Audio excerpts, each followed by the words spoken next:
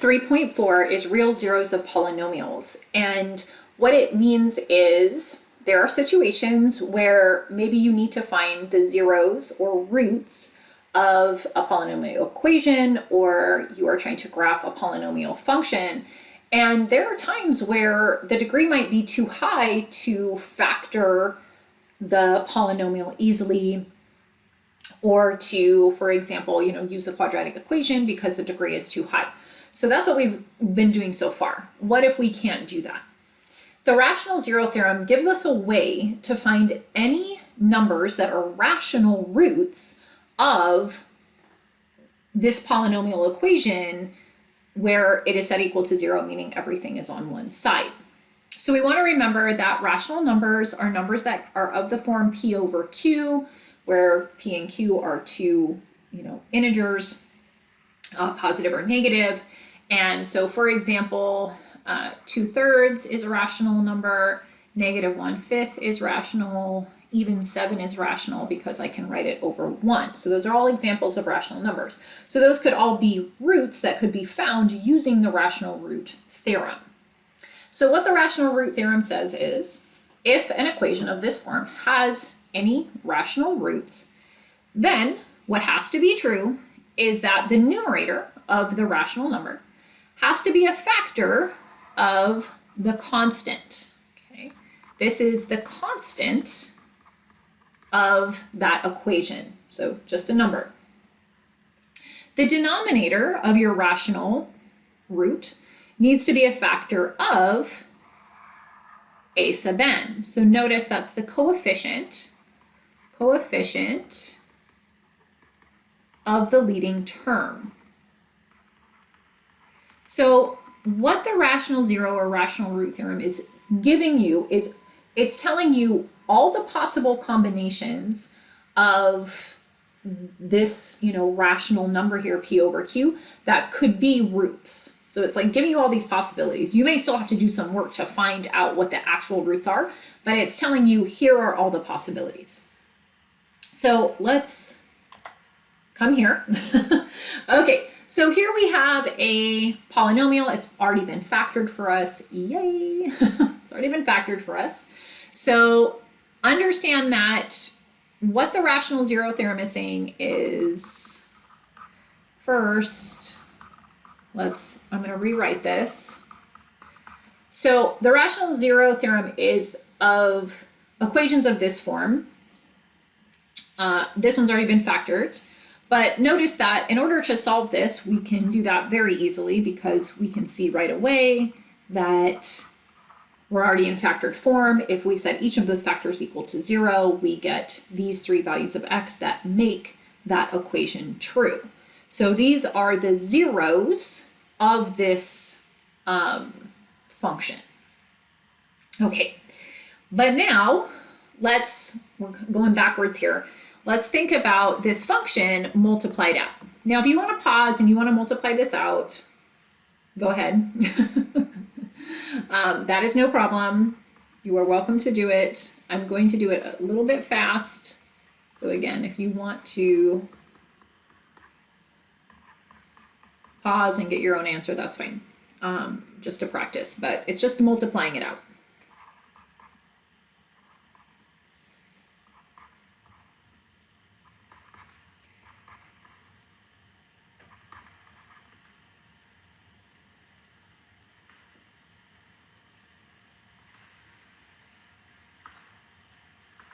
Okay, let me tighten this up a little bit.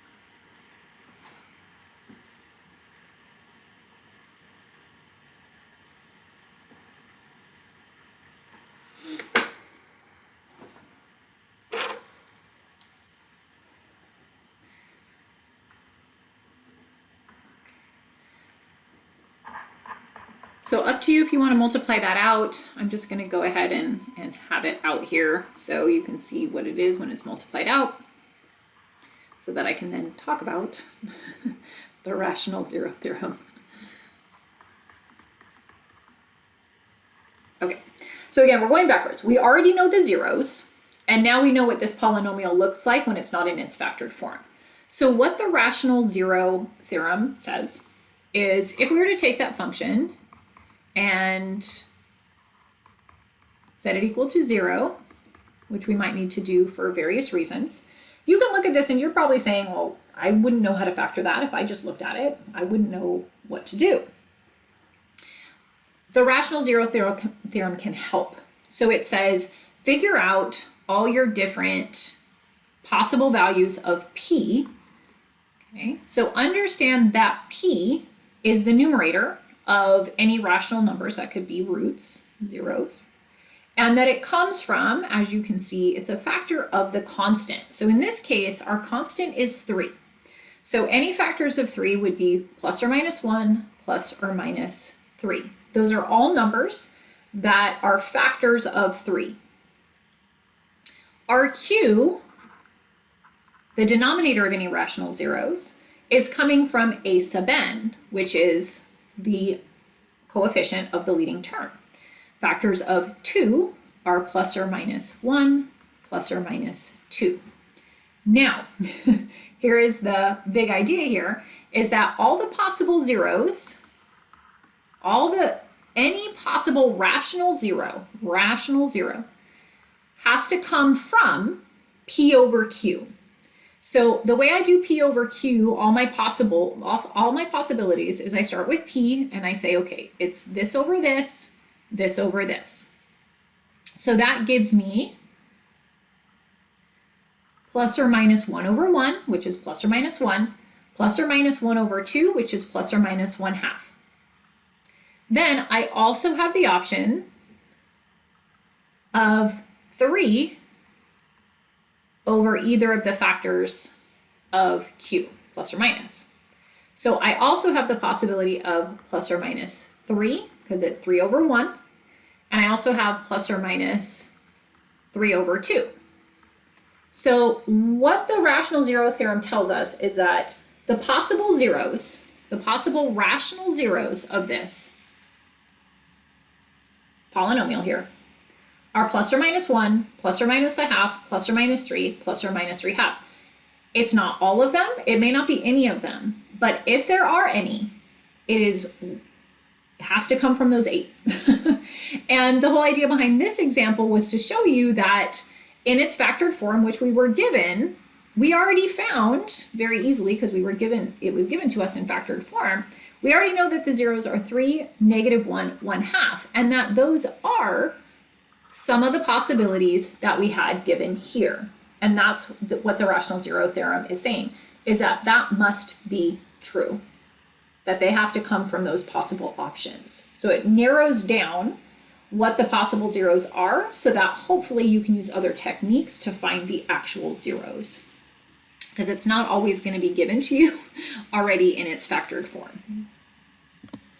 Okay, so let's take a look at an example. Find the rational zeros of this function here, write it in its factored form, and sketch a graph. Yay! So, thinking about all we've learned so far, let's start finding the rational zeros. Okay, so find rational zeros.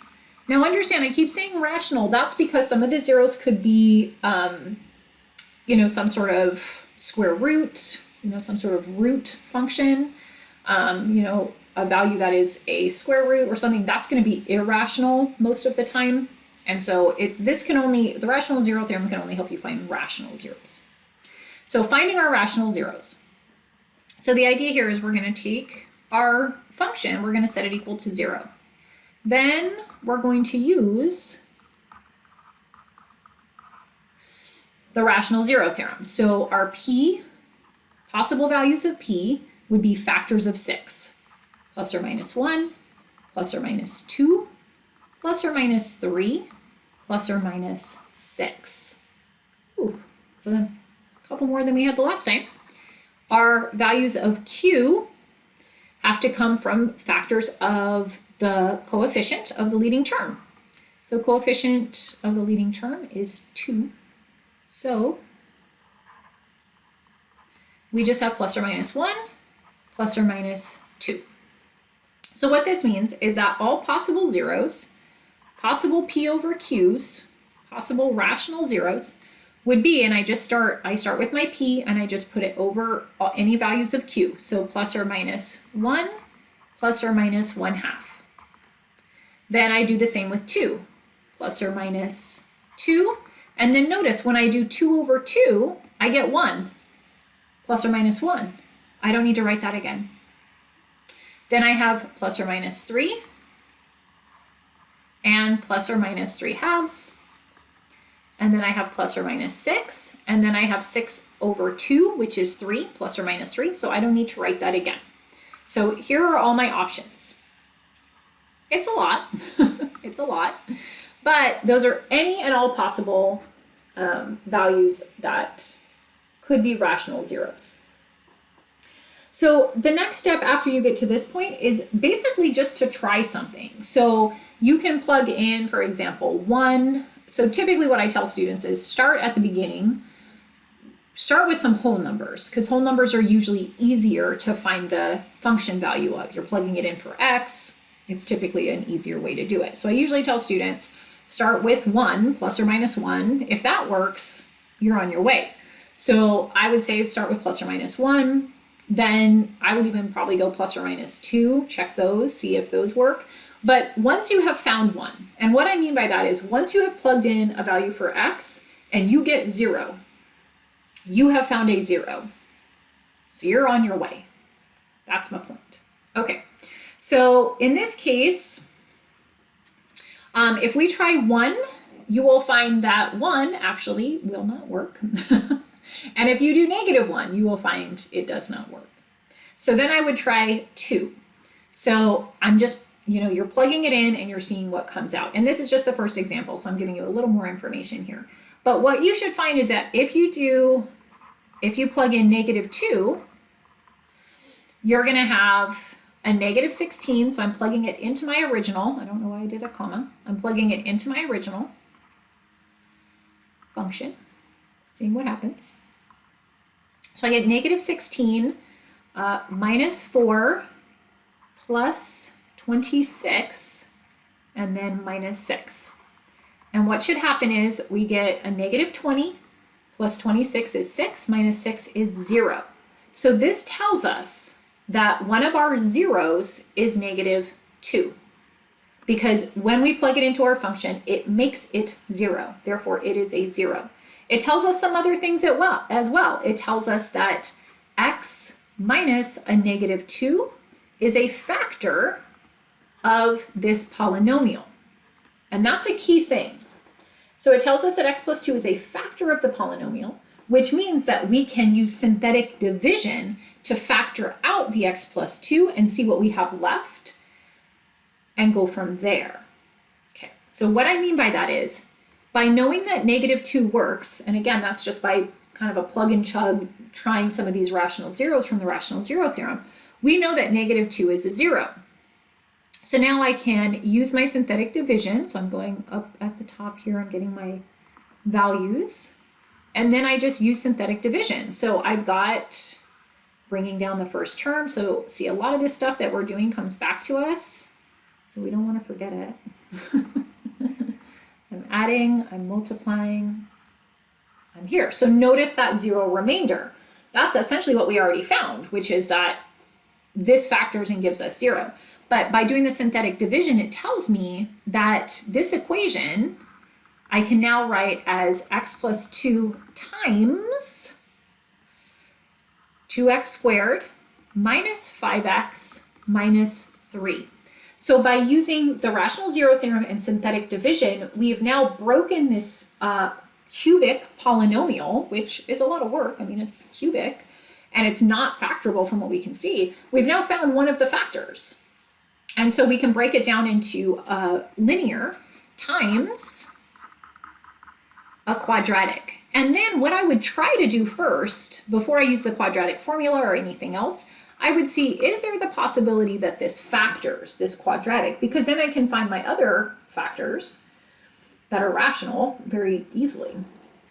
So let's see, it looks like I can make 5 in the middle there by doing this. Okay, now I will tell you, you could have found any of these factors first. Honestly, you could have found any of them first by using the rational zero theorem and then use synthetic division. It would have given you a slightly different trinomial, of course, because the binomial would be different, and then you'd still be able to factor it. So any of these that you find first is no problem. So this tells us one thing we already know, which is that -2 is a 0. We now see that -1/2 is a 0, and we also see that 3 is a 0. So we have found, noticed we've factored this cubic function into 3 factors, all of which have a rational 0 to them. So when we're being asked, so understand that we've now, where can I write this? Okay, so we found the zeros. The factored form of this function is now x plus 2, 2x plus 1, and x minus 3. Okay, that's the factored form. So we found the rational zeros. We've now written it in factored form, and now we need to sketch a graph. So in terms of sketching the graph, you just want to understand that these zeros that we found are the x-intercepts. That's a really key thing to see here, is that these are x-intercepts. We've got 3, 0. We've got -1/2, 0. And we've got -2, 0. So similar, we've graphed polynomial functions before. This just required us to do a step further to find some x-intercepts that we could then, graph. Now we got to go back to polynomials, and we know we can do a sign chart here if we want. We could easily do a sign chart to think about what this function does.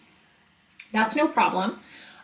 You could put in values, of course, and see what happens. That's fine too. I can do this a little bit quicker. I want you to notice that each of these factors has degree 1.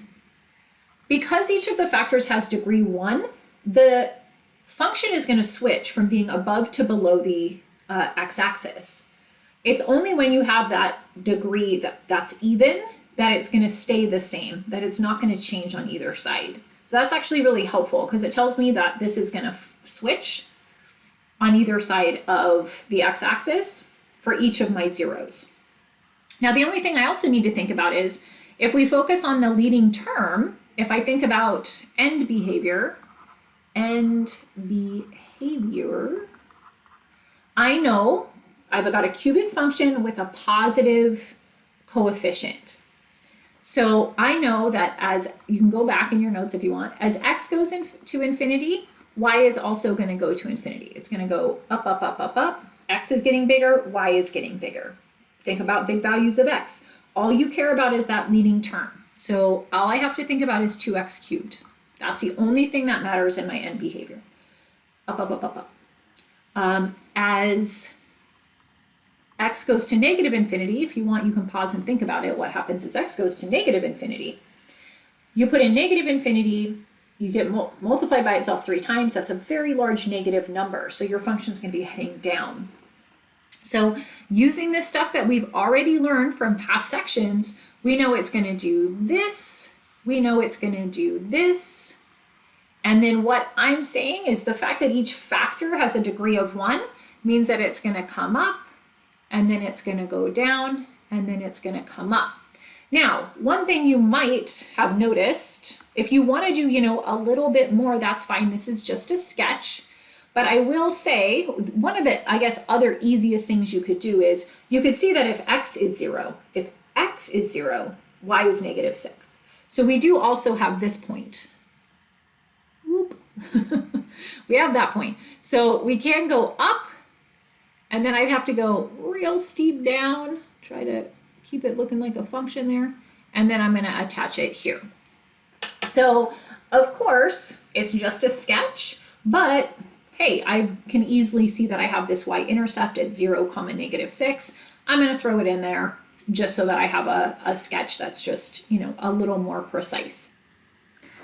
So this is what an actual graph of this function would look like. So not a sketch, but an actual graph. So notice we found our zeros here, the -2, we have the -0.5, and we have the 3. Those are there, we got those. We even got that y-intercept 0, -6. But of course, our highest point and our lowest point are not something that we would easily be able to find out, meaning we'd have to plug in many, many values to try to figure out, well, where does it peak, and where's that maximum, where's that minimum? So understand there is a maximum here. That's not a number we could just plug in easily, we'd think of. And down here, we also have a minimum. Again, not a value, an x value that we just think of to plug in. So that's why we're sketching, not graphing.